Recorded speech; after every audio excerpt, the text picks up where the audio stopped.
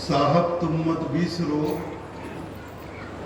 लाख लोग लग जाए, हम सब तुम्हारे बहुत हैं, तुम सब हमारे ना।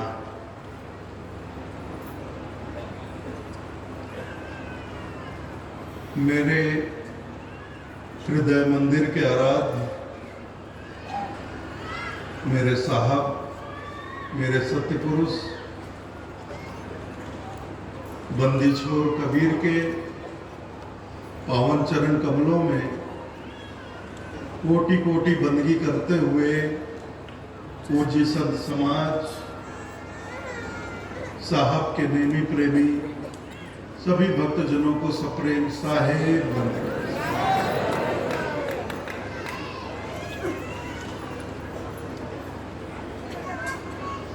महंत राजूदास जी ने हमारे साहब का बहुत सुंदर एक चेतावनी भजन सुनाया। महंत परबतदास जी साहेब ने उस भजन पर अपने बहुत सुंदर विचार रखे। तत्पश्चात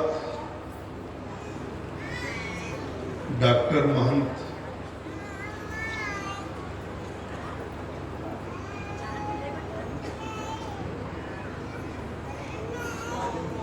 राजेंद्र प्रसाद जी साहब ने बीजक की वाणी, साहब की वाणी सुनाई। बहुत आनंद आया और साहब की वाणी सुनकर आनंद आता ही है। और साहब के वाणी वचन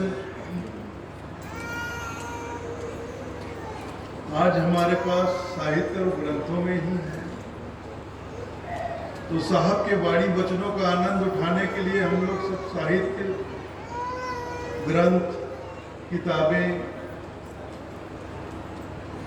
ये ग्रंथालय से ले लेते हैं।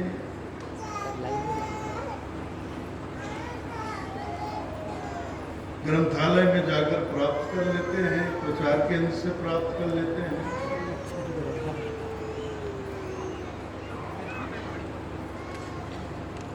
लेकिन हमें समझना चाहिए,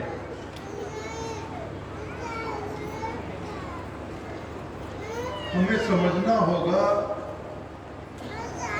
ये बात हमें समझना है कि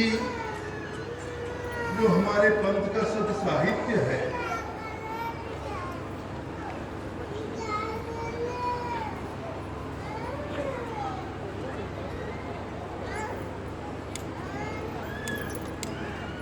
हमारे पंथ का जो सद साहित्य है, उन सद साहित्य में हमारे साहब के वाणी वचन है, हमारे सदगुरु के वाणी वचन है।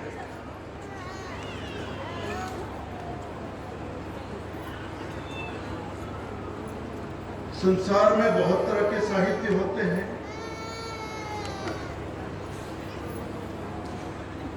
बहुत तरह के उपन्यास हमें मिल जाते हैं।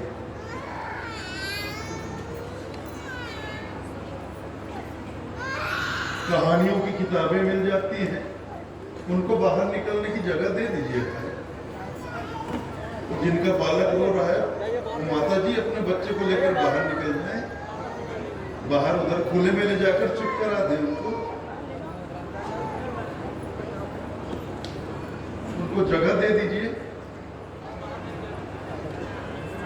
उनको निकलने के लिए रास्ता दीजिए। आप माता जी इसके बच्चे को लेकर निकलिए। आप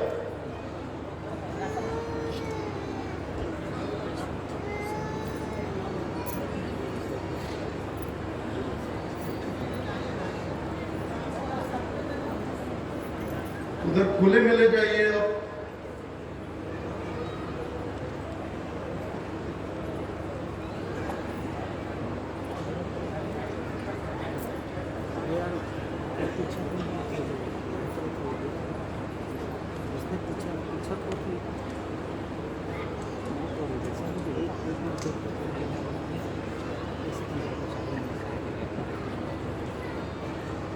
कल से जितने भी बच्चे वाली माताएं हैं ना, उनको पीछे बैठाइए।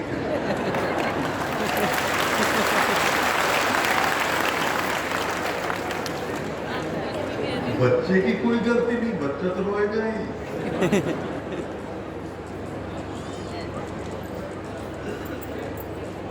बच्चा तो रोता ही, बालक तो रोता ही है।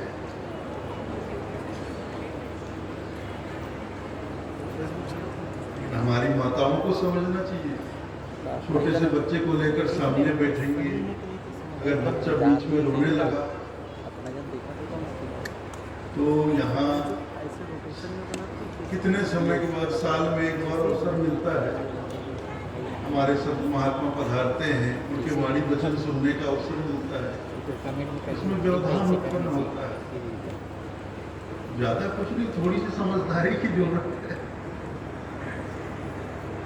बिल्कुल छोटे बच्चे वाले जो माताएं हैं ना, वो थोड़ा बाजू में बैठे या पीछे बैठे, बच्चा रोए तो तुरंत बच्चे को लेकर खुले जगह में चले जाए तो बच्चा चुप हो जाएगा।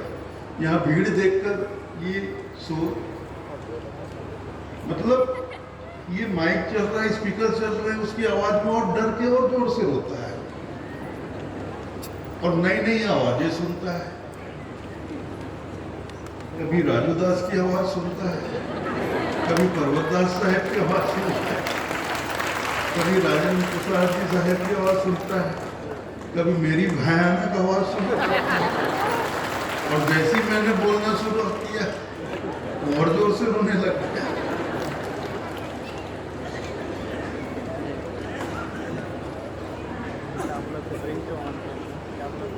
तो ये छोटी सी व्यवस्था है, इस व्यवस्था को बनाकर रखें तो अच्छा लगेगा, व्यवस्था बनी रहेगी। तो मैं कह रहा था, साहित्य बहुत प्रकार के मिलते हैं संसार में, लेकिन जो हमारे पंथ के साहित्य है, उन साहित्य में हमारे सत्य पुरुष, हमारे परमात्मा, हमारे साहब, हमारे सतगुरु के वाणी वचन है। इसलिए हमारे पंथ के सद साहित्य, जो भी ग्रंथ साहित्य हैं, उनको साधारण न समझें। उसमें हमारे सदगुरु की वाणी है, वो भी उससे बड़ा प्रसाद और कुछ नहीं है हमारे लिए।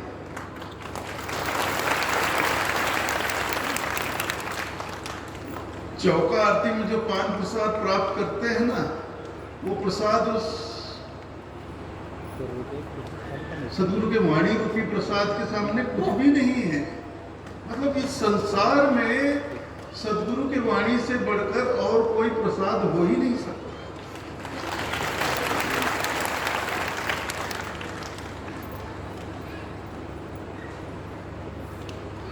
और प्रसाद बहुत पावन होता है, और जो सदगुरु से प्राप्त हो, जो हमारे साहब से प्राप्त हो और उनके मुखारबिंद से प्राप्त हो, तो वो तो और भी बहुत ज्यादा पावन हो जाता है। लेकिन हम उस प्रसाद को करते क्या है?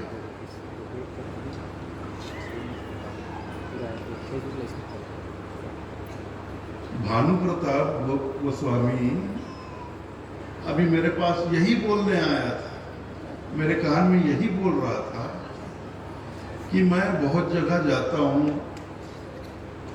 बहुत से लोगों के, कबीरपंथियों के घर में जाता हूँ, उनके घर में देखता हूँ हमारे पंथ के साहित्य कहीं इधर पड़ा है, कहीं उधर पड़ा है। मतलब कहीं भी रद्दी सद्दी, किसी कहीं भी कचरे में पड़ा है, गंदे में पड़ा है, धूल चढ़ा है। ये तो ठीक बात नहीं है।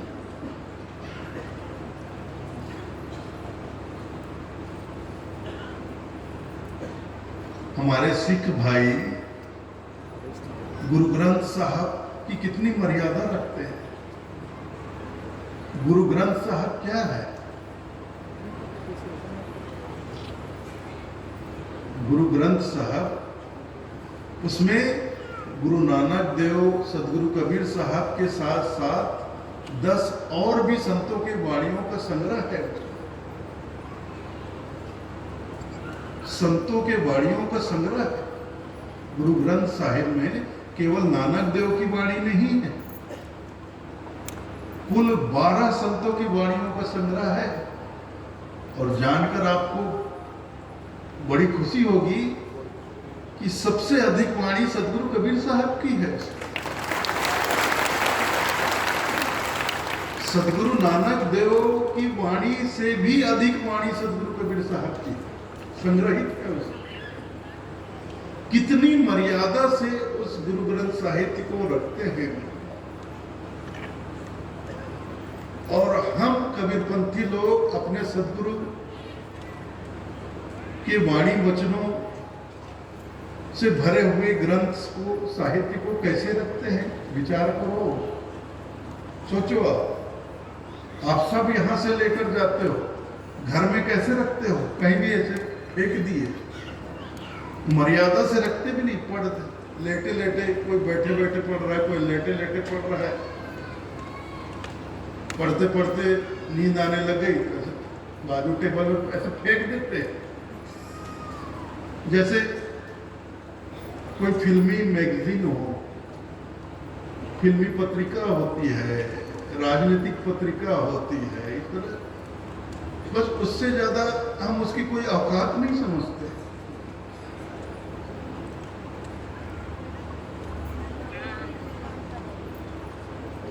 तो ऐसे कैसे काम चलेगा? मैं ज्यादा नहीं बोलूंगा, मैं ज्यादा नहीं बोलूंगा। मैंने बोलना कम कर दिया है, बहुत कम कर दिया है। पहले की तरह नहीं बोलता मैं 2 घंटे 3 घंटे 4 घंटे, घंटा सवा घंटा से ज्यादा मैं बोलता भी नहीं। और आगे और भी कम कर दूंगा, ज्यादा नहीं बोलूंगा।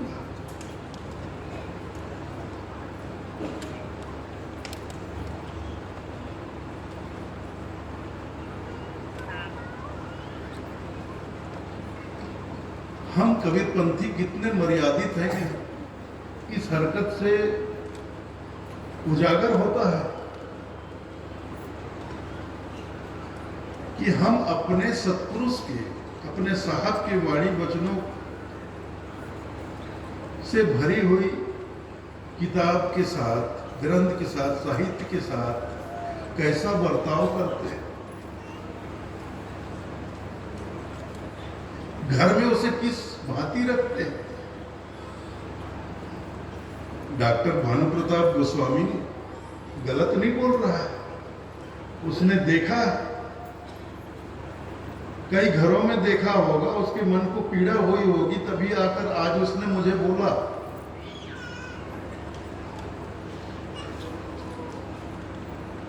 बहुत से कबीरपंथियों के घर में मैं देखता हूं, हमारे कबीरपंथ के साहित्य ऐसे ही पड़े रहते हैं, कहीं पर भी, जमीन पर, इधर उधर।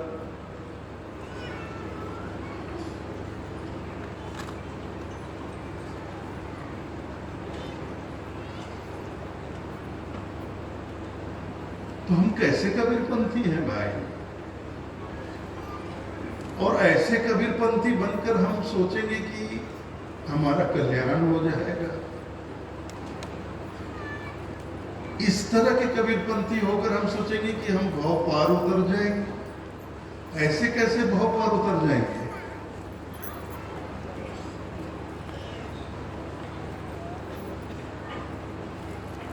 चलो कहीं नामदान दिया जा रहा है, नामदान ले लिया,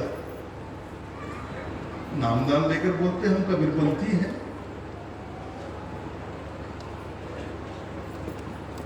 अब हम पार लग जाएंगे, पार उतर जाएंगे। नामदान लेकर हम सोचते हैं अब तो हम कबीरपंथी हो गए, सदगुरु कबीर साहब के राह पंथ के पंथी बन गए, सदगुरु कबीर साहब के मार्ग पर चलने वाले बन गए।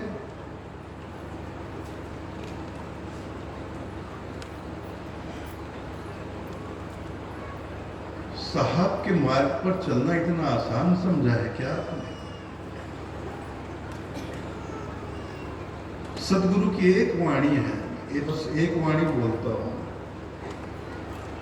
साहब ने स्वयं कहा, पंथ हमार खाने की धार। ध्यान से सुनिए, पंथ हमार खाने की धार, दृढ़ होए गहे सो उतरे पार।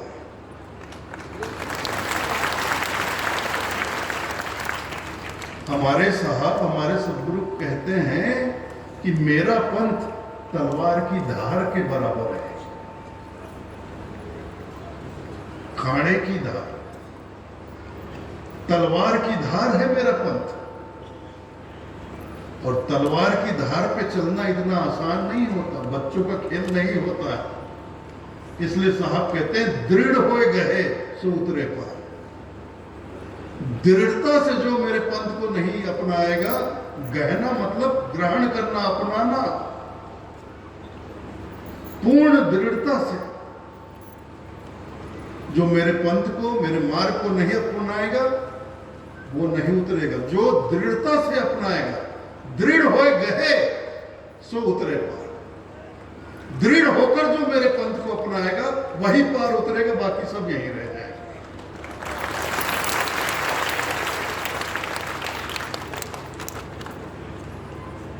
कितने लोगों में ऐसी दृढ़ता है जो अपने साहब के पंथ पर, अपने साहब के बतलाए मार्ग पर दृढ़ता से चलते हैं। यहां हजारों कबीरपंथी बैठे हुए हैं। कबीरपंथी हो कि नहीं हो ये तो बात की बात है, कंठी बंधाकर आप अपने आप को कबीरपंथी कहते हो, लेकिन कबीरपंथी तो वही है जो दृढ़ता से अपने साहब के, सदगुरु कबीर साहब के बतलाए मार्ग पर चल रहा हो। यहां बैठे हुए कितने लोग दृढ़ होकर अपने पंथ को, साहब के पंथ को अपनाएं।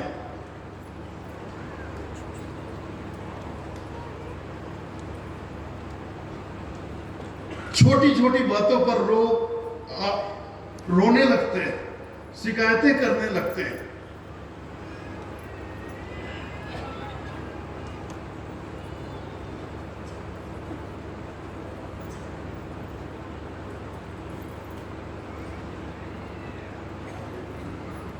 साहब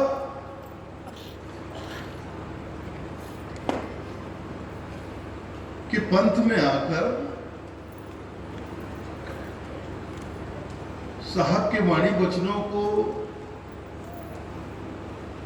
बोलना, दोहराना,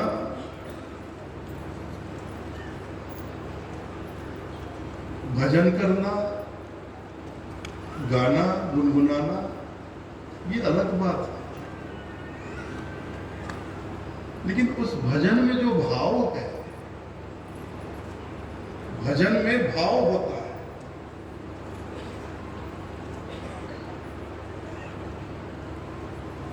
साहब के हर एक पद में, दोहे में, साखी में एक भाव होता है। उस भाव को अपनाना पड़ता है। अब राजू दास है, संगीत में रुचि है, साहब के सैकड़ों भजन गाता है, सैकड़ों भजन गाता है।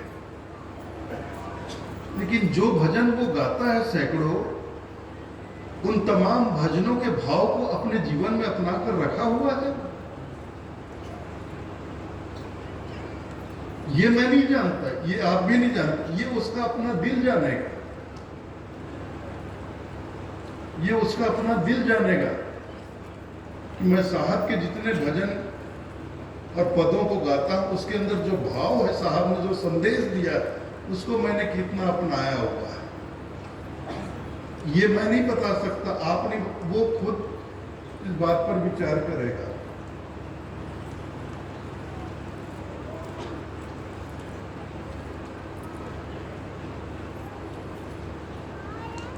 सारे लोग ग्रंथ साहित्य ले जाकर, साखी ग्रंथ ले गए, शब्दावली ले गए, अनुराग सागर ले गए, बीजक ले गए, बहुत तरह की साहित्य है हमारे कबीरपंथ ले गए, उसको पढ़ते हैं, याद कर, दोहे याद कर लेते हैं।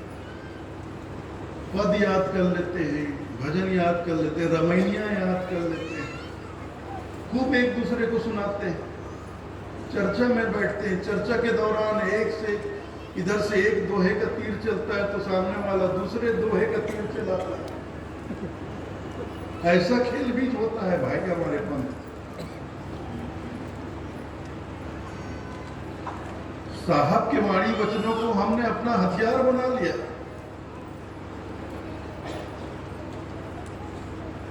अरे उस हथियार का उपयोग खाल को मारने के लिए करिए, एक दूसरे को मारने के लिए मत करिए।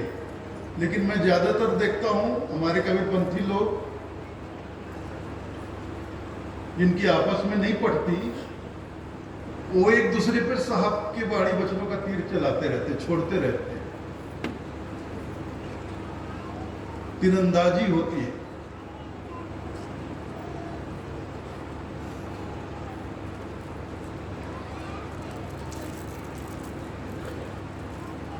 तो ये जो लोग साहब के इतने वाणी वचनों को रट कर बैठे हुए हैं,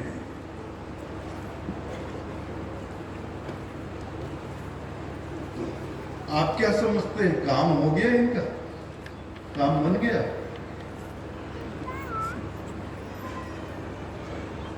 ये बिल्कुल वैसे ही लोग हैं। एक किस्सा सुना था मैं, हमारे गुरुदेव परम पूज्य पंसरी हजूर वीरेंद्र मुनि नाम साहब सत्संग कर रहे थे तो एक बार एक किस्सा बोले थे कि एक जंगल में शिकारियों का बड़ा आतंक था।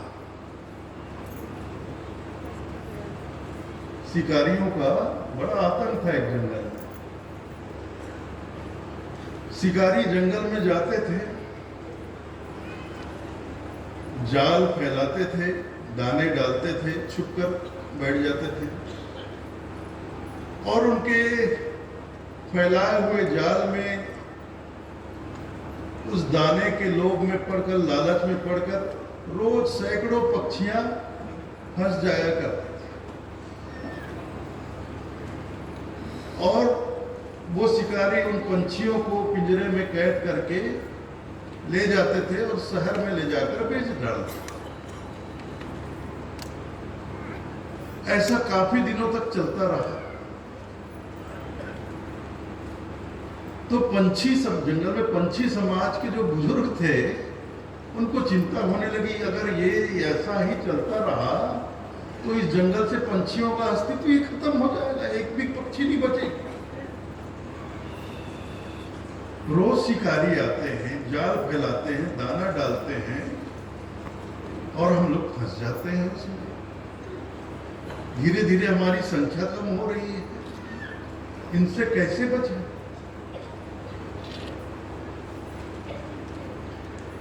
तो मीटिंग बुलाई गई, सभा बुलाई गई, तो पूरे जंगल के पंछियों की एक बैठक हुई। बैठक में इस समस्या को रखा गया कि कुछ समय से हमारे जंगल में शिकारियों का बड़ा आतंक हो चला है। रोज हमारी बिरादरी के सैकड़ों पक्षियों को पकड़कर वो ले जाते हैं, पता नहीं कहां ले जाकर क्या करते हैं उनका। ऐसे तो धीरे धीरे हम समाप्त हो जाएंगे, हमारा वजूद खत्म हो जाएगा। तो क्या करें, कैसे इनसे बचे? बहुत देर तक मंत्रणा चलती रही, विचारों का आदान प्रदान होता रहा, लेकिन कोई हल नहीं निकला कि शिकारियों से हम कैसे बचें। फिर अंत में एक बुजुर्ग सा पंछी था, उस पंछी ने कहा, भाई हम लोगों को तो कोई उपाय सूझ नहीं रहा, लेकिन हमारे जंगल में नदी किनारे एक सिद्ध महात्मा निवास करते हैं, उनकी कुटिया है।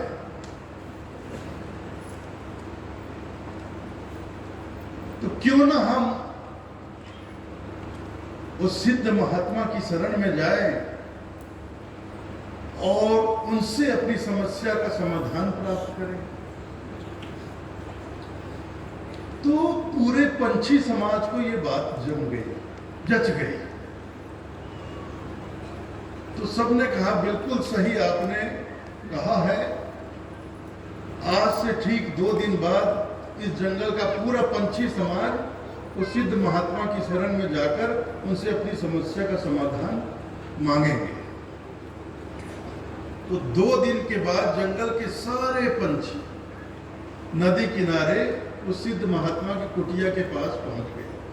महात्मा जी अपने कुटिया के सामने, बुजुर्ग महात्मा थे, सिद्ध महात्मा थे, बैठे हुए थे। तो तमाम पंछी वहां पहुंचे, उन्होंने महात्मा जी को प्रणाम किया। तो पहली बार ऐसा हुआ था कि जंगल के तमाम पंछी एक साथ महात्मा जी के समक्ष प्रस्तुत हुए थे।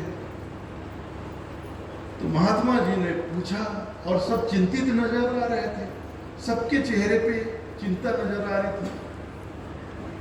तो महात्मा जी ने पूछा, क्या बात हो गई, तुम सब लोग इतने चिंतित क्यों नजर आ रहे हो, कोई समस्या है क्या? तब पंछियों ने बताया, मुनिवर बहुत बड़ी आफत आ गई है, बहुत बड़ी समस्या है। हमारे जंगल में कुछ समय से शिकारियों का बड़ा आतंक हो गया है। बहुत सारे शिकारी आते हैं, रोज प्रतिदिन जगह जगह जाल फैलाते हैं, दाना डालते हैं, और हमारे बिरादरी के पंछी उसमें फंस जाते हैं। उनको पकड़कर पता नहीं वो कहां ले जाते हैं, वो पंछी फिर लौट कर कभी नहीं आते।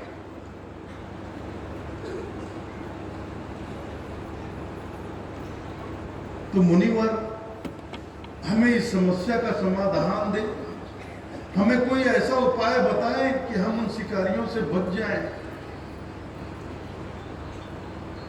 तो महात्मा जी ने उनकी समस्या सुनी,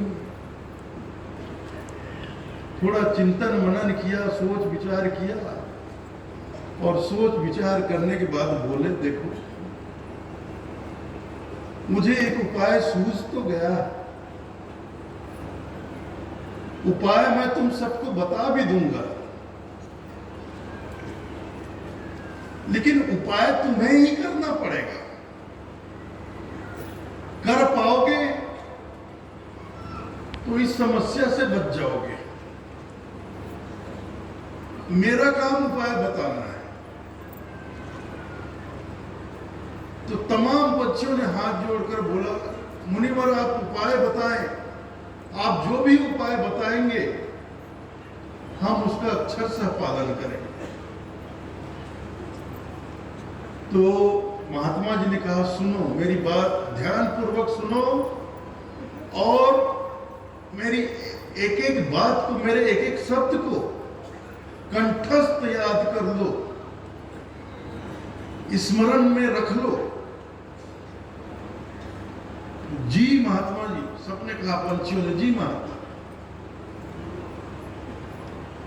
मैं तुम्हें एक मंत्र बता रहा हूं, एक युक्ति बता रहा हूं, एक उपाय बता रहा हूं। इस उपाय को, इस युक्ति को, इस मंत्र को अगर तुमने अपना लिया तो शिकारियों के जाल से तुम बच जाओगे। अब ध्यान से सुनो। तो सारे पंछी ध्यान से सुनो। तो महात्मा जी ने कहा, मैं एक एक शब्द बोलता हूं, तुम लोग भी मेरे साथ उसका उच्चारण करते रहो, उच्चारण करते चलो।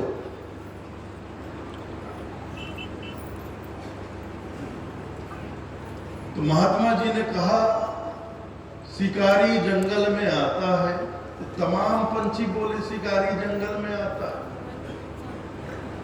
जाल फैलाता है। सभी पक्षी बोल रहे हैं, जाल फैलाता है, दाने डालता है। फिर तमाम पंछियों ने कहा, दाने डालता है। हमें उस दाने के लोभ में नहीं पड़ना है, हमें उस दाने के लोभ में नहीं पड़ना है, हमें भूल कर भी उस जाल के ऊपर नहीं बैठना है। तमाम पंछियों ने दोहराया, हमें भूल कर भी उस जाल के ऊपर नहीं बैठना। 1 बार, 2 बार, 3 बार, 4 बार, 5 बार, 10 बार, 20 बार, जब तक एक एक पंछियों को ये मंत्र, ये युक्ति, ये उपाय कंठस्थ याद नहीं हो गया, तब तक महात्मा जी ने उन तमाम पंछियों को शिकारियों से बचने का उपाय पाठ पढ़ाया।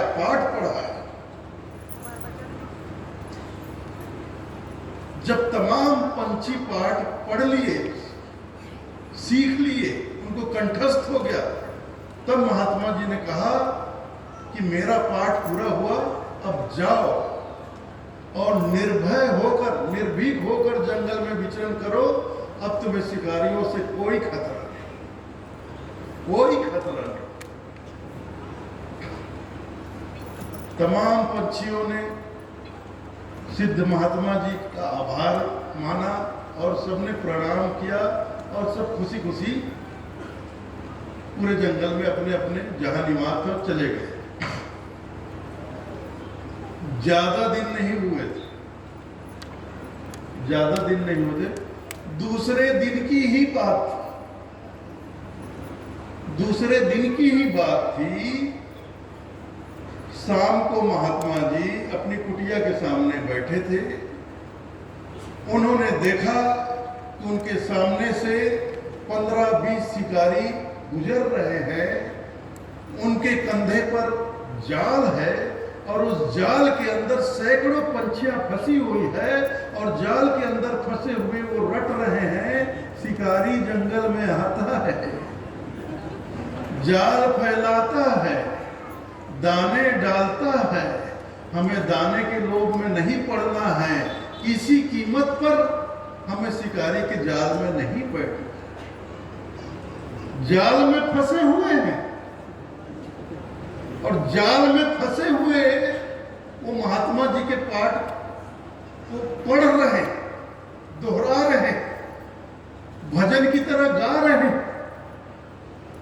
शिकारी जंगल में आता है, जाल में फंसे हुए, जाल के अंदर शिकारी जंगल में आता है, जाल फैलाता है, दाने डालता है। हमें दाने के लोभ में नहीं पड़ना है, किसी कीमत पर जाल के ऊपर नहीं बैठना।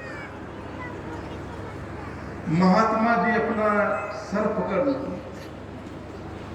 महात्मा जी ने अपना सर पकड़ लिया।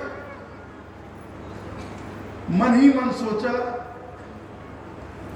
ऐसे अविवेकी, ऐसे मूर्खों को उपदेश देने का भी कोई लाभ नहीं।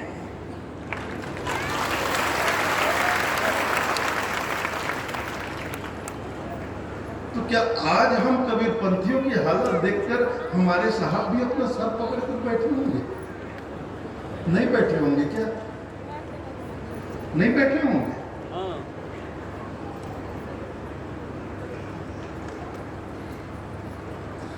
साहब ने हमें भी तो बहुत सा पाठ पढ़ाया है ना, नहीं पढ़ाया क्या? कितना पाठ पढ़ाया साहब ने?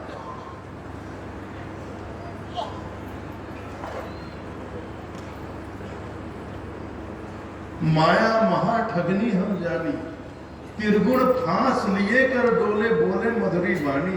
माया महा ठगनी हम, ये पाठ साहब ने हमें पढ़ाया।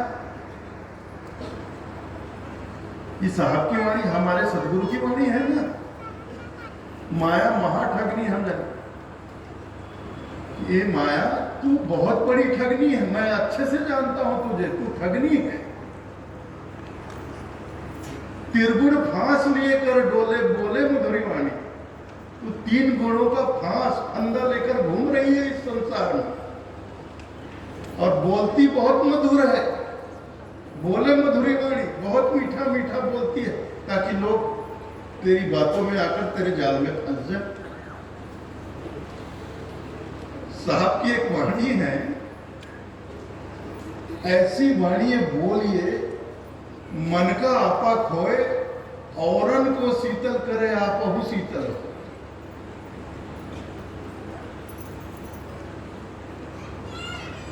ऐसी वाणी बोली, मतलब मीठा बोलिए।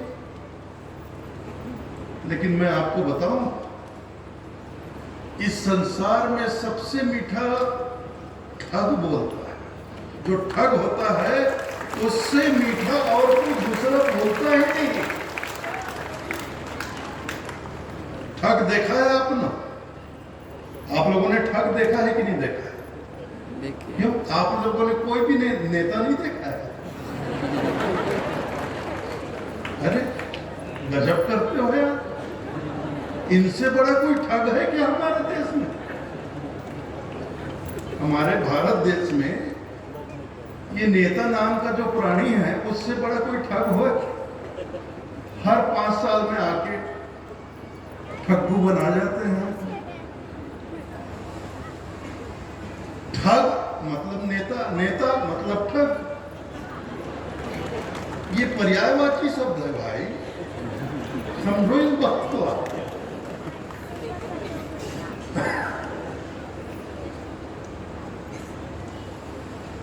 साहब की वाणी है, माया महा ठगनी हम जानी, 3 गुणों का फंदा लेकर घूमती, त्रिगुण फांस लिए कर डोले, बोले मधुरी वाणी।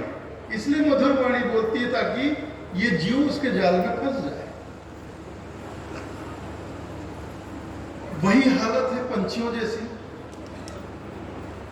हम लोग सब माया के जाल में फंसे। और माया का कोई एक रूप नहीं होता, माया के बहुत सारे रूप।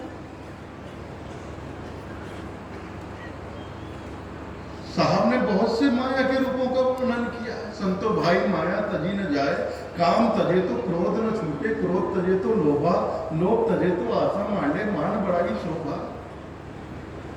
काम क्रोध मद लोभ मोह ईर्षा राग द्वेष छल कपट चतुरा, कितने तरह की माया। तो किसी न किसी माया में तो हर आदमी फंसा होगा। कोई काम में फंसा हुआ है, तो कोई क्रोध में, क्रोध की अग्नि में जल रहा है, कोई लोभ की अग्नि में जल रहा है। हर आदमी माया के किसी न किसी फंदे में फंसा ही हुआ। और माया के फंदे में फंसा हुआ साहब की वाणी को गा रहा है, माया महा ठगनी हम जानी, हम जानी। अरे तू जानता है तो फिर फंसा कैसे? माया महा ठगनी हम जानी, हम जानी मतलब मैं जानता हूं माया तो बहुत बड़ी ठगनी है। तो 3 गुणों का फंदा लेकर घूम रही है, बहुत मीठी वाणी बोलती है, बहुत मधुर अपना रूप दिखाती है, बहुत बड़ी मधुरता दिखाकर तू फंसाती। मैं बहुत अच्छे से जानता हूं, मैं जानता हूं। जब मैं जानता हूं तो मैं फंसा कैसे?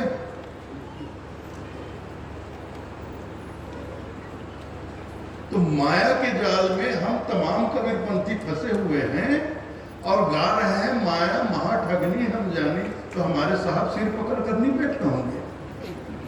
मैंने इनको इतना पढ़ाया, इतना पढ़ाया, इतना पढ़ाया, इतना सिखाया, इतना ज्ञान दिया,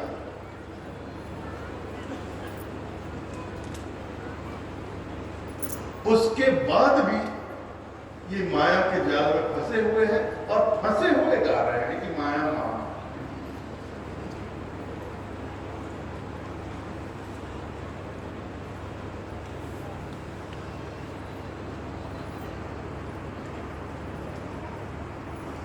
और देखिए तो जाल के अंदर फंसे हुए हम तमाम कबीरपंथी एक दूसरे पे साहब की ही बाणी बचनों पर तीर चला रहे हैं। ऐसे ऐसे हमारे पंथ में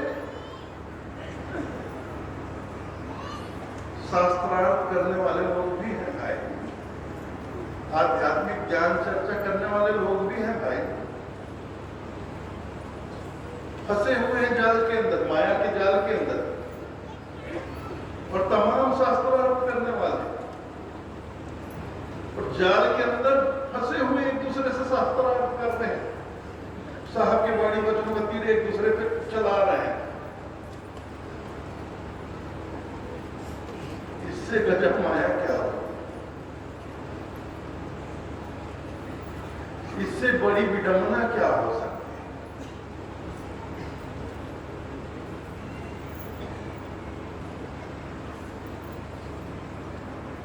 कोई आदमी कबीरपंथियों को ही देखो, कोई आदमी बैठा है अपने गांव में काट तंबाकू मल रहा है, कोई उठका चिलम चढ़ा रहा है, कोई भांग घोट के पी रहा है, बैठे हैं और साहब की बाणी सुना रहे हैं दूसरे। भांग तमाकू चबूतरा आपू और शराब, हाथ में गिलास है, किसी के हाथ में भांग का गिलास है, किसी के हाथ में शराब दारू का गिलास है, कोई चिलम लिए बैठा है, कोई बीड़ी लिए बैठा है, कोई तंबाकू रगड़ते बैठा है और आपस में चर्चा चल रही है। देखो साहब ने, आपकी वाणी है, आपस में चर्चा चल रही है। भांग तंबाकू चबूतरा आपको और शराब, कौन करेगा बंदगी, ये तो है खराब।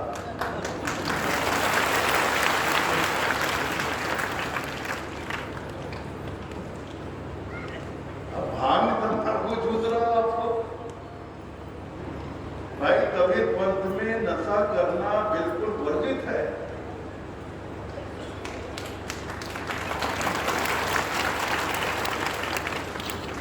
किसी भी प्रकार का नशा नहीं,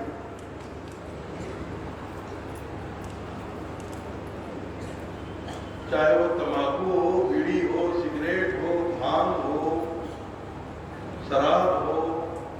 अब आजकल तो बहुत सारे नशीले पदार्थ आ गए हैं और ये तो जो हम भांग शराब पीते इसमें शरीर में नशा चढ़ता है। इसके अलावा भी ऐसा नशा है जो हमारे अहंकार पर चढ़ता है, हमारी आत्मा पर चढ़ता है। हमारी आत्मा भी नशे में डूब जाती है। जैसे काम का नशा हो, क्रोध का नशा हो, लोभ का नशा हो, ये भी तो नशा है। लोभ भयंकर नशा है भाई। किसी चीज का लोभ हो जाए, आदमी अपनी सूझ को बिसरा देता है।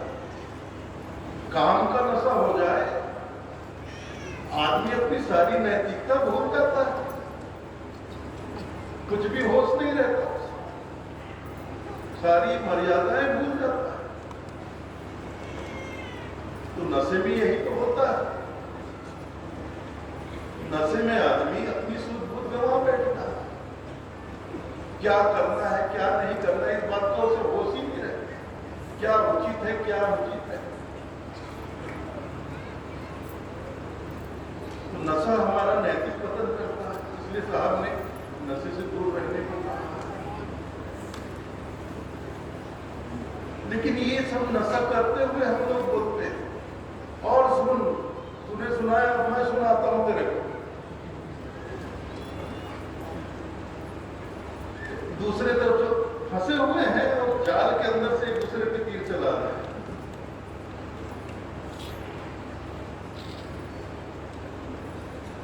तो वो जो तंबाकू रगड़ रहा था, वो उसको बोलता है गांजा पीने वाले को, बीड़ी पीने वाले को, और खुद तंबाकू रगड़ रहा है।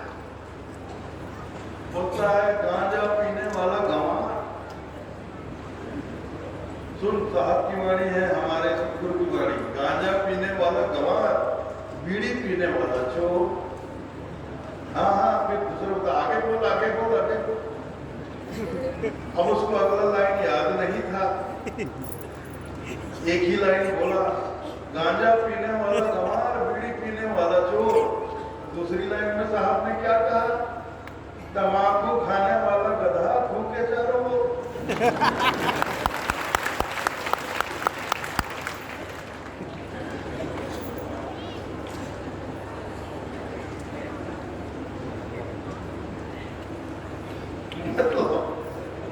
आप समझ लो, समझदारों का इशारा काफी होता है। मतलब हम सब तो वही हाल है भैया, हम सब फंसे हुए हैं, हमारे साहब से पकड़ कर बैठे हैं। और आज से नहीं, 600 बरस से, 120 बरस साहब इस धरातल पर रहे, धराधाम पर रहे, और हम मानव समाज को 120 बरस उन्होंने पाठ पढ़ाया। हमने अपनी जितनी समस्याएं साहब के समक्ष रखी कि साहब हमारे जीवन में, हमारे मानव समाज में ऐसी ऐसी समस्याएं हैं, हम लोग इन समस्याओं से बहुत पीड़ित हैं, ग्रसित हैं, कृपया हमें इन समस्याओं का समाधान दो, इन समस्याओं को दूर करने का कोई उपाय बताओ, युक्ति बताओ, कोई मंत्र बताओ। और हमारे अनुनय विनय, हमारे निवेदन पर हमारे साहब ने मानव समाज को तमाम समाधान, कई तरह के मंत्र, उपाय, युक्तियां सुझाई। अब वो सब हमारे पास है। कहाँ है? कोई ग्रंथ साहित्य में है, ग्रंथ साहित्य में है। इसको हम पढ़ते रहते हैं, सुनते हैं। जैसे अभी सभा लगी है, इस सभा से भजन कीर्तन तो साहब की वाणी गाई जाते हैं, तो आप सुनते हो। हमारे संत महात्मा जब सत्संग करते हैं तो बीच बीच में साहब की वाणी को आप सुनते हो। तो हर साहब की वाणी में एक संदेश, एक भाव होता है, एक संदेश छुपा होता है। हमारे जीवन में जितने भी दुख हैं, जितनी समस्याएं हैं, उन तमाम दुखों को, समस्याओं को दूर करने की तमाम युक्तियां सतगुरु कबीर साहब के हमारी बचपन में, जो उन्होंने बड़ी कृपा करके हमें प्रदान की। परवतदास साहब ने कहा ना, साहब ने बहुत बड़ी कृपा करके हमें ये सारे मंत्र प्रदान किए, वरना हम लोग इस योग्य नहीं है, वास्तव में नहीं। आज जो मैं पंथ की दशा देखता हूं ना, बहुत दुख होता है। मुझे खुद पर भी कभी कभी दुख होता है।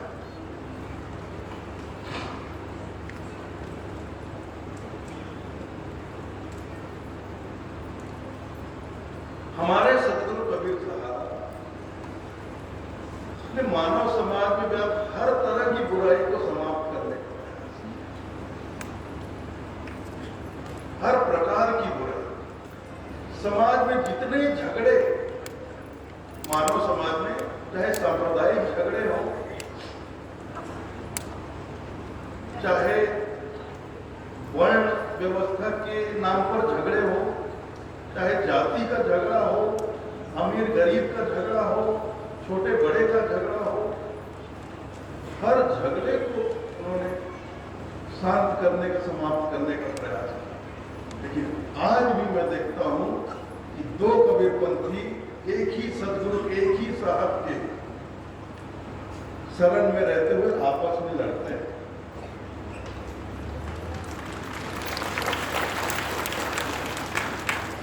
तो जब दो कबीरपंथी आपस में लड़ते हैं तो साहब के हृदय को कितनी पीड़ा होती होगी।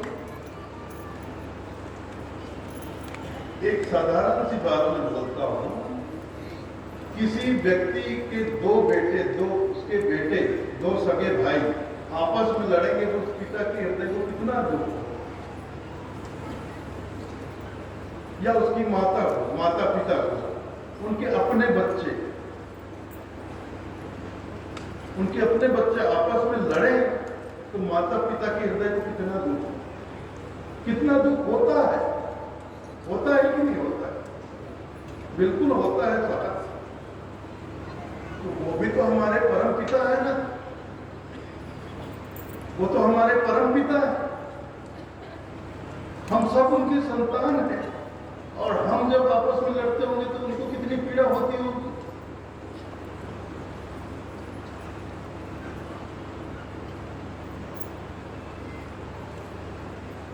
हमारे सदगुरु ने इतना पाठ पढ़ाया, इतना पाठ, किसी पाठ को हमने हृदय में धारण नहीं किया, अमल में लाए ही नहीं, बस रट के कंठस्थ करके रख लिया, हृदय में उतारा नहीं, कंठ में ही रख लिया, कंठस्थ कर लिया, कंठ तक, गले तक, गले में रखकर सिर्फ गलेबाजी कर रहे हैं।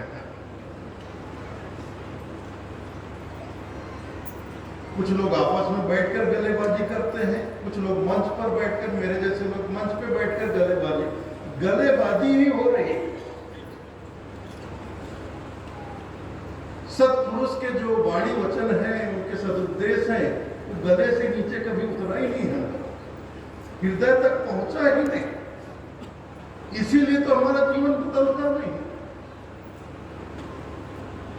नहीं तो ऐसा हो नहीं सकता कि कोई कबीर पंथ में आ जाए, कबीर साहब को हृदय से दृढ़ता से अपना ले और उसके जीवन में परिवर्तन ना आए। ऐसा हो नहीं सकता।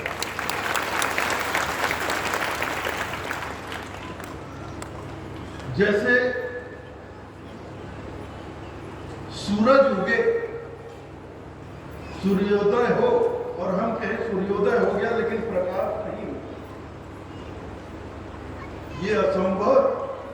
ऐसा हो ही नहीं सकता कि सूर्योदय हो और धरती पर अंधेरा छाया रहे, प्रकाश ना आए। ऐसा हो ही नहीं सकता कि आप दृढ़ता से साहब के पंथ को अपनाओ और आपका जीवन न बदले, आपके दुख दर्द दूर ना हो नहीं सकता। लेकिन आपके जीवन में आज कभी अपने आप को कबीर पंथी कहने के बाद, कबीर पंथ में नामदान लेने के बाद, दीक्षा लेने के बाद आप रो रहे हो, आपके जीवन में शिकायत है, तो इस बात का ये प्रमाण है आपने दृढ़ता से अपने साहब के पंथ को नहीं अपनाया। इसमें कोई बहाना नहीं चल सकता, आप बहाना चलेगा ही। स्पष्ट प्रमाण है, पंथ हमार खाड़े की धार, दृढ़ हो गए सो उतरे पार। दृढ़ता से जिसने पंथ को अपनाया वो पार उतर गया।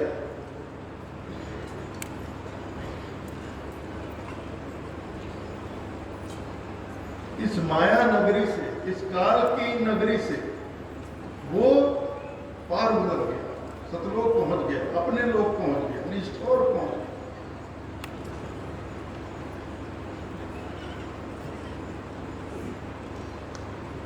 तो ज्यादा दूसरों का मतलब, कुछ कबीरपंथियों को देखता हूं मैं कि दूसरे लोगों का कुछ थोड़ा सा अपमान करने का प्रयास करते हैं। ये बिल्कुल सही नहीं है। कबीरा गर्व न कीजिए, कबीरा गर्व न कीजिए, रंग न हंसिए कोई, अजगू न हो समुद्र में ना जाने क्या। गर्व किसी बात का नहीं होना चाहिए। कुछ कबीरपंथी लोग दूसरों का मजाक उड़ाते हैं, अपमानित करते हैं उनको। ऐसा बिल्कुल मत करिए। साहब ने कहा है, बुरा जो देखन में चला बुरा न मिलिया कोई, जो दिन खोजा अपना मुझसे बुरा न। दूसरों की बुराइयों पे नजर मत डालो। देखना है तो पहले खुद को देखो। सबसे पहले आत्मनिरीक्षण करो, परीक्षण करो, फिर समीक्षा भी कर डालो कि मेरे अंदर कितनी बुराई है।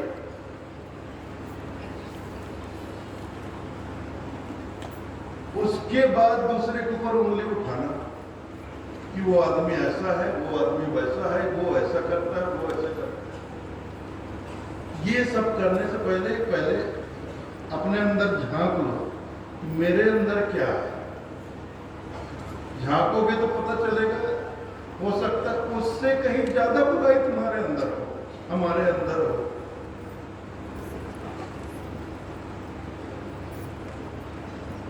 जो दिल खोजा आपना मुझसे बुरा न हो।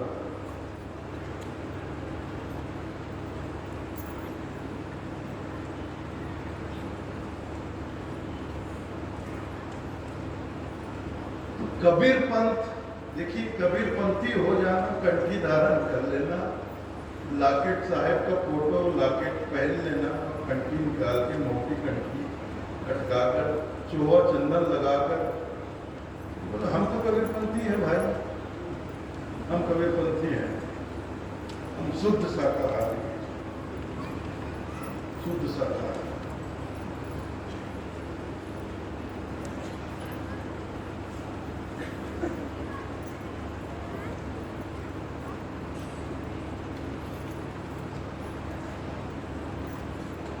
बोलने में क्या है, कोई भी बोल देता है। लेकिन मैं आज देखता हूँ अच्छे अच्छे पुराने कबीरपंथियों के बच्चे आज खा रहे हैं, पी रहे हैं।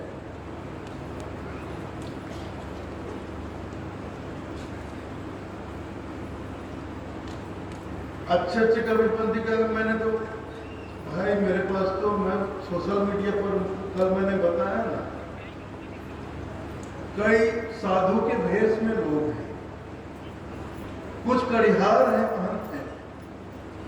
तो लोग जानते, मैं सोशल मीडिया पर हूं तो मेरे पास फोटो आता है, कोई साधु बीड़ी फूंक रहा है, कोई कड़िहार होकर सिगरेट पी रहा है,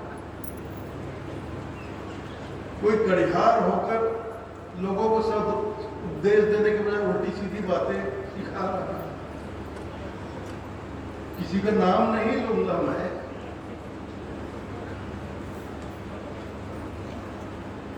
क्यों किसी का नाम लेना? इसलिए नाम नहीं लेना क्योंकि अपने अपने हमाम में सभी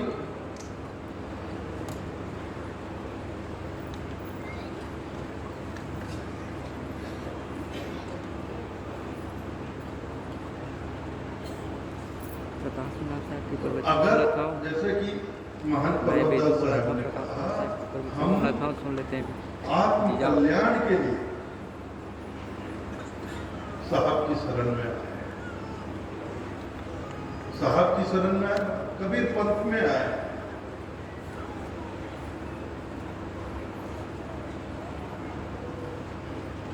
तो पंथ को हम जब तक दृढ़ता से नहीं धारण करेंगे, अपनाएंगे, हम पार नहीं उतर सकते।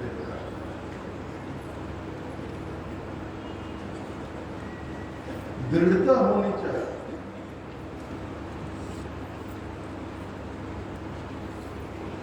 साहब ने जो हमें निर्देश दे दिया, उसका चाहे हमारा सर कलम हो जाए, लेकिन हमें उसका पालन करना है।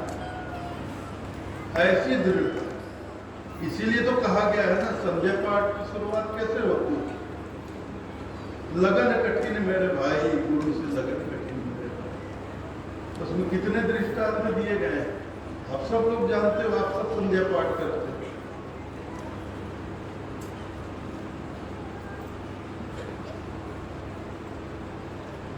लगन, दृढ़ता से लगन लगानी पड़ेगी सद्गुरु के चरणों के पर, दृढ़ता से अपनाना पड़ेगा। लेकिन ये कठिन है। अब उसमें दृष्टांत बहुत सारे दिए हैं। दो दल आन जुरे जब सम्मुख, सूरा लेत लड़ाई, तू होय गिरे धरनी पर खेत छाड़ नहीं जाए, गुरु से लगन कठिन है।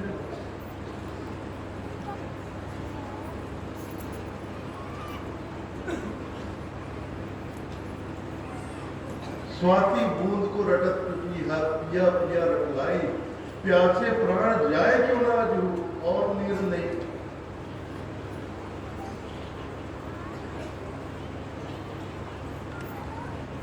मतलब इतना दृढ़ होना चाहिए,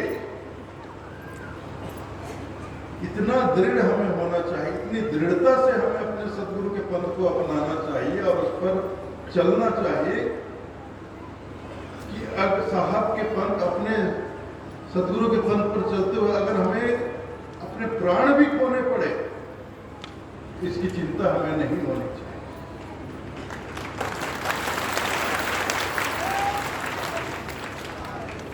लेकिन आप लोग बहुत कमजोर हैं, बहुत कमजोर है। छोटी छोटी शिकायतों पे आप लोग रोते हैं, गिड़गिड़ाते हैं। कबीरपंथी लोग,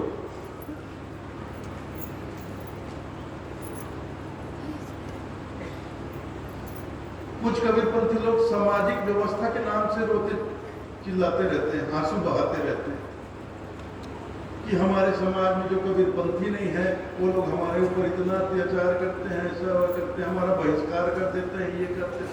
करने तो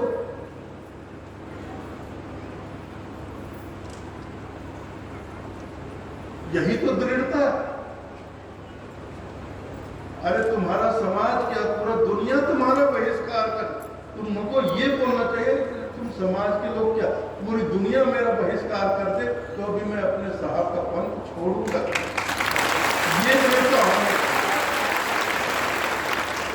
लेकिन आप लोग इतने कम होकर रो रो के मेरे को मैसेज भेजते हो कि साहब हमारे पंथ, हमारे समाज के लोग, हम लोग कबीरपंथी हैं इसलिए हमारा बहिष्कार कर देते हैं। हम उनके यहाँ भोजन, वो लोग सब मांसाहारी हैं, हम उनके यहाँ भोजन, किसी भी समारोह में, ब्याह में किसी का मृत्यु वहाँ जाते हैं, खाने पीने वाले तो शामिल तो होते हैं लेकिन भोजन नहीं करते, हमारा बहिष्कार कर देते हैं। बस इतनी सी बात हो गई कि रो रो के मेरे को मैसेज करते हो। इतने कमजोर बनोगे तो कम से कम कबीरपंथी तो आप नहीं हो सकते। कमजोर आदमी कबीरपंथी हो ही नहीं सकता। इसीलिए साहब के पंथ के विषय में कहा गया है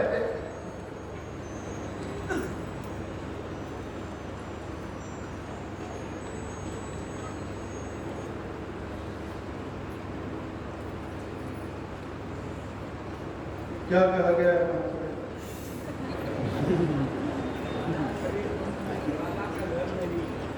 आता है कोई सुंदर, आप सब जानते हो, आना कबीर पंथ में, ये खाला का घर नहीं, खाला कहते मौसी को, मौसी का घर समझ के मत चले आना। कबीर पंथ तो हमारी मौसी का घर है, उस घर में जाकर हम मौसी के घर में कुछ भी बात कर लेंगे, कैसे भी रह लेंगे, कुछ भी कर लेंगे। आना कबीर पंथ में खाला का घर नहीं, आता है कोई सुर नर जिसे दुनिया का डर नहीं। सूर नर मतलब, सूर मतलब वीर, बहादुर।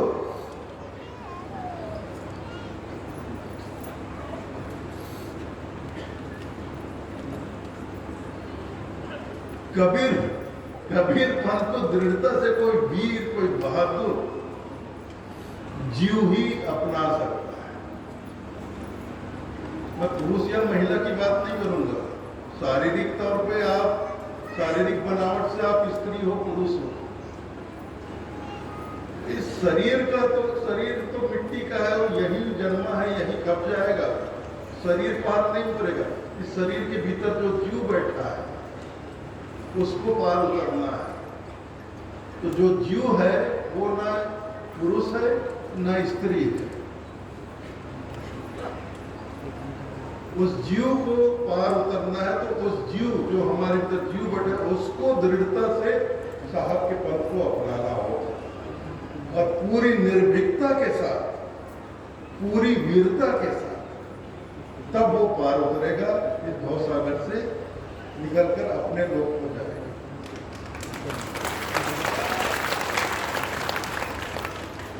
मैं जानता हूं बहुत कठिन है भाई, कोशिश तो करना, कोशिश भी नहीं करोगे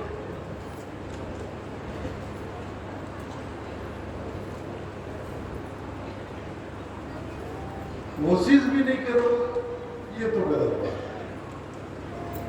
कोशिश पूरी होनी चाहिए, अपने तरफ से प्रयास पूरा होना चाहिए कि हम दृढ़ता से साहब के बदलाए मार्ग पर चलेंगे, पंथ पर चलेंगे। तो जो अंतिम श्वास तक दृढ़ता पूर्वक साहब के पंथ पर, साहब के पथ पर, साहब के मार्ग पर चलता रहेगा, वो तो ऊपर ही जाएगा। और जो कहीं पर भी कमजोर पड़ेगा वो नीचे गिर जाएगा, वो यहीं रह जाएगा बहुत समय। तो तलवार के धार पर चलना कभी भी सरल नहीं होता, आसान नहीं होता। इसलिए कबीर पंथ को बच्चों का खेल मत बनाइए।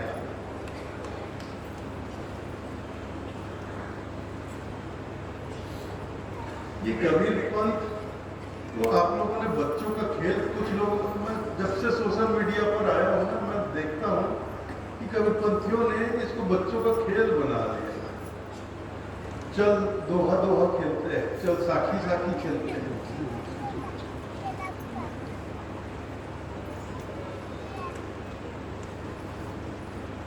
ये दोहा दोहा साखी साखी खेलने का पंथ नहीं है भाई।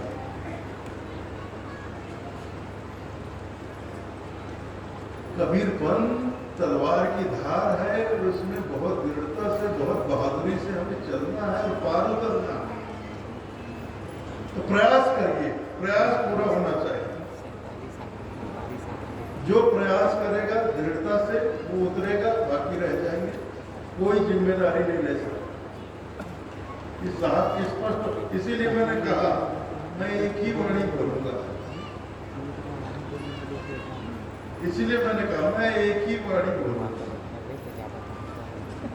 पंथ हमार खाने की धार, दृढ़ हो गए सो उतरे। अब आप जानिए, आपका विश्वास जानिए और आपकी दृढ़ता, आपकी वीरता यही काम आएगी आगे। बाकी सदगुरु की वाणी वचन तो यहाँ हर तरह से आपको सुनने को मिलता रहेगा, आगे भी मिलता रहेगा, ये कभी रुकेगा नहीं।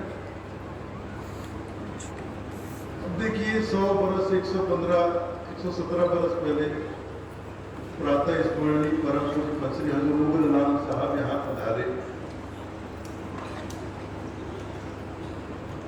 वे चले गए, उनके पश्चात दयानाम साहब पधारे। उनके पश्चात पंचरी हजूर वृंदमुनिनाथ साहब। उनके अंतर ध्यान होने के बाद 30 बरस आज हो गए, 92 से 2022 चल रहा है, वैसा ही चल रहा है, चलता रहेगा। लेकिन पार उतरना ये अलग बात है।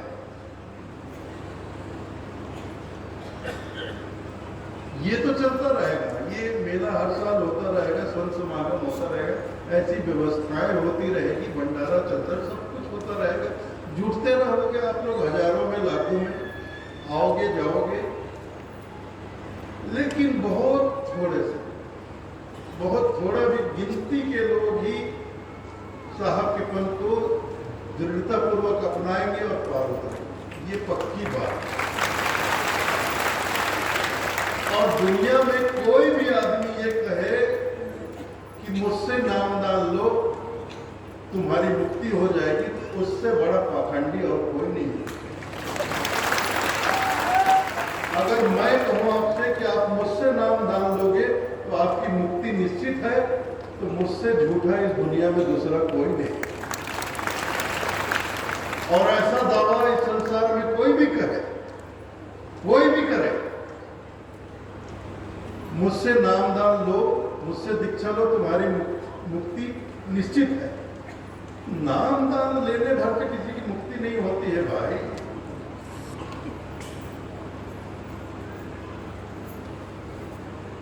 पंथ को बहुत दृढ़ता से अपनाना, ग्रहण करना पड़ता है, उस पर चलना पड़ता है तलवार की धार की तरह। चलोगे तब पार उतरोगे, नाम दान लेने से कोई पार नहीं उतरता है।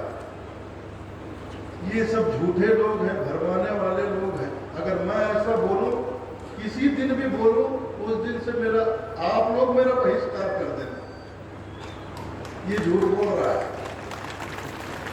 संकोच मत करना, सीधे बोल दे ये आदमी झूठ बोल रहा है।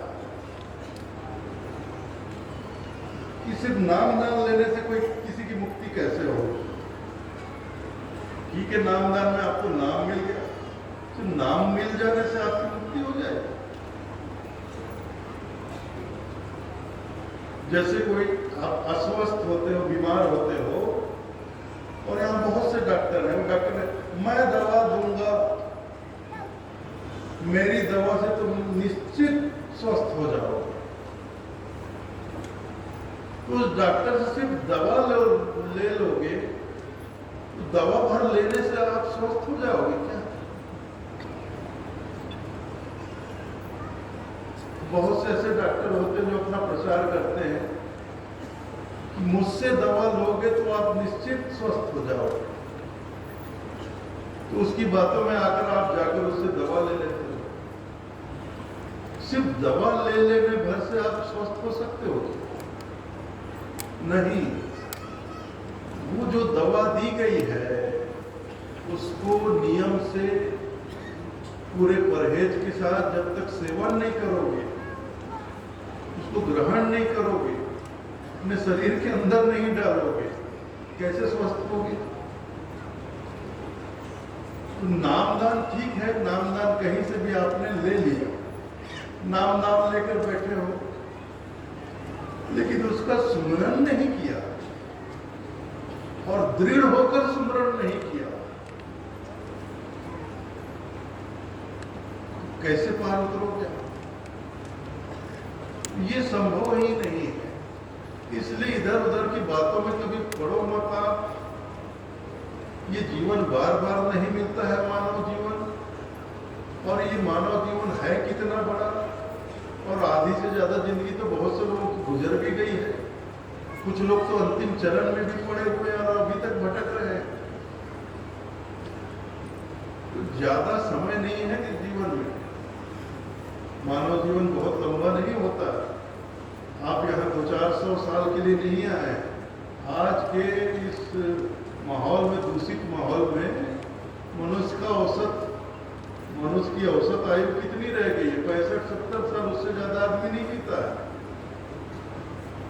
कोई बहुत तंदुरुस्त हो, नियम परहेज से जिए तो 80-90 साल तक जी जाता। पुराने लोग जीते थे 100 वर्ष, लेकिन अपनी ज्यादा समय नहीं है हमारे पास। तो अभी भी जो समय हमारे पास शेष है, थोड़ा सा भी जो समय बचा है, तो जरूरत है कि हम नींद से जागे, अपने विवेक को जगाएं, सद्गुरु के पंथ को पहचाने और अपने पंथ को दृढ़ता से धारण करें, अपना कल्याण करें भाई। ये बात देखिए, मुझे भी 1992 से, मैं जब हमारे गुरुदेव लोग पास हो गए, तब से मैं 1992 से देखिए 2022 30 बरस हो गए, मैं भी थक चुका हूं बोलते हुए। मैं आज ही अपने साथियों, जो मैं बैठा था अपने कमरे में बैठा था, आज ही अब इच्छा नहीं होती। बोले चलना है, सभा में चलना है, लोग इंतजार कर रहे हैं आपका सत्संग सुनने के लिए, प्रवचन सुनने के लिए। पता नहीं क्यों मेरे दिल से ये बात मुझे यार अब इच्छा नहीं हो, थक चुका। कितना बोलो वही बात अलग अलग ढंग से।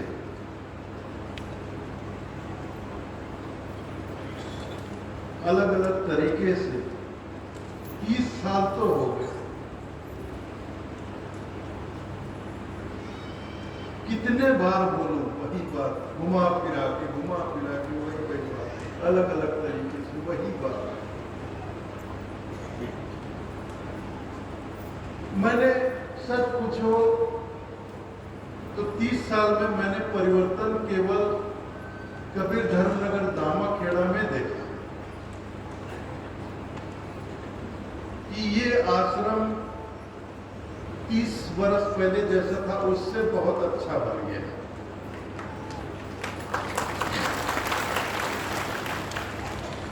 तीस बरस पहले यहाँ इतनी सुविधा नहीं थी, अब तमाम सुविधाएं उपलब्ध हैं। 30 बरस पहले यहाँ बहुत थोड़े से लोग आते थे, अब हजारों लाखों में लोग आते हैं। ये मैंने देखा। लेकिन कबीरपंथियों में तो बदलाव देखता ही नहीं। कबीरपंथियों का जीवन बदलते हुए देखता ही नहीं। कबीरपंथियों का जीवन जैसा पहले था वैसा आज भी। 30 बरस पहले पुराने लोग थे, वो भी वही बातें वही शिकायतें, वही रोना धोना। आज 30 बरस के बाद भी आज के लोगों को देखता तो वही शिकायतें, वही रोना धोना।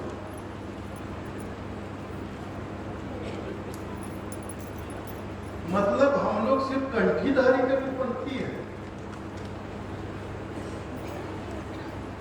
हमने दृढ़ता से कंठी को जरूर धारण कर लिया,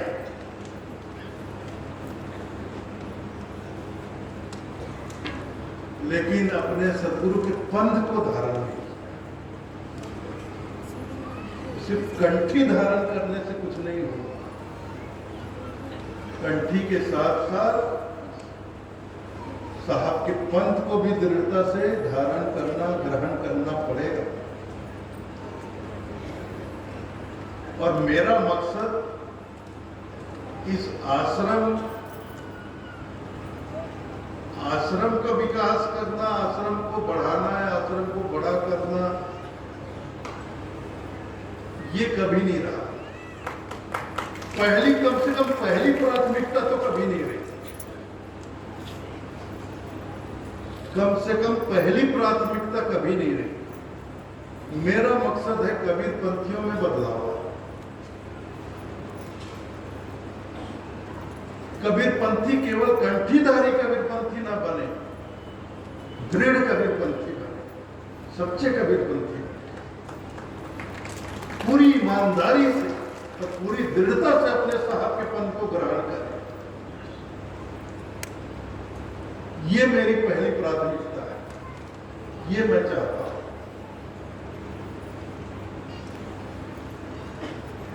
संगठन तो हुआ आप लोगों में, नवयुवक मंडल का मैंने गठन किया 2004 में।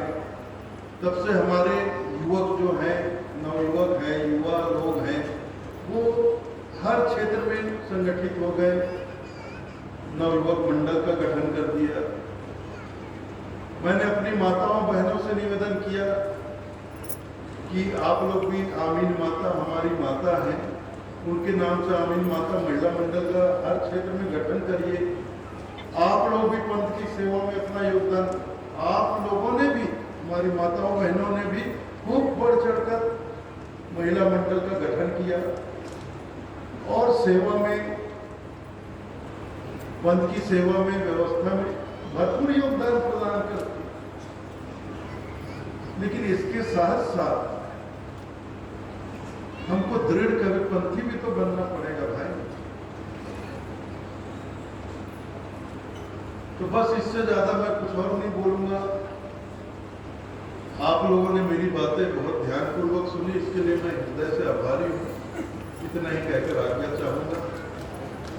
कल पुनः इसी समय पर रात्रिकालीन सभा में फिर थोड़ी सी कुछ बातें करूंगा। तब तक के लिए आज्ञा चाहता हूँ। साहेब प्रेम से बोलिए सदगुरु कबीर साहब के पावन चरण